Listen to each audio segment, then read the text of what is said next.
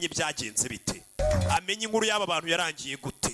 Iyi nkuru iteye amatsiko. Yahise aza kuri wa mubosi wamukoreshaga mu publicité. Ewa ni umukobwa ngiye naramukoresheje. Noneho si ibyo gusa.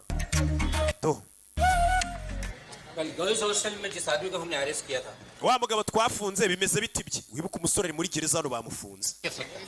क्यों Bamufunze ariko nta kintu bamushinja. Bamufungiye muri hana abakobwa barara, nta kibi yakoze, nta muntu yahiciye. Yarari yo gusa ateza akavuyo. Ryamye hano. इसने अपने शरीर पर बहुत सारे नाम और नंबर खुदवा रखे हैं। Afite amazina amwanditse kuri tatu, amanimero. Sir पर किसी गहरी चोट का निशान है। Afite n'igikofu nyuma mutwe, imbunda, kamera, amafoto. लेकिन ये कौन है? Uyu mugabo ntituramenya ninde. Niko. इन नंबर्स पर फोन करो और पता करो ये कौन लोग हैं Muhamagariza nimero zimuri ku mubiri tumenye n'izabandi. Wibuke nimero zimuri batangiye kuzihamagara. Nimero ziri ku mubiri we zose z'ingenzi bahamagara huye n'ikibazo baraziyanditseho. Muri izo nimero harimo n'iza Gajina bayaraziyanditseho ngo atazazibagirwa kandi ashaka kumwica. Gajina ari mu ruganda hano. Halo.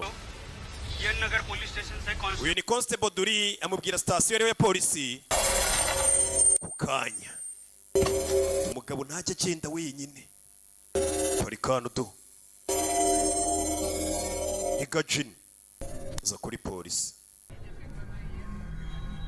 Kugera hano इस आदमी को uyu mugabo waba umwibuka. Do. Mwitegereza Sanjay Singani. Umve.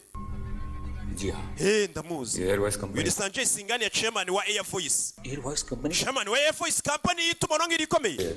Short term memory loss Arwaye indwara yo kwibagirwa by'igihe gito. पर Ntago ajya yibuka ikintu ngo birenze iminota 15.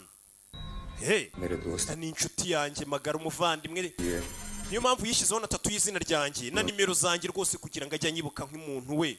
Ni umuvandimwe.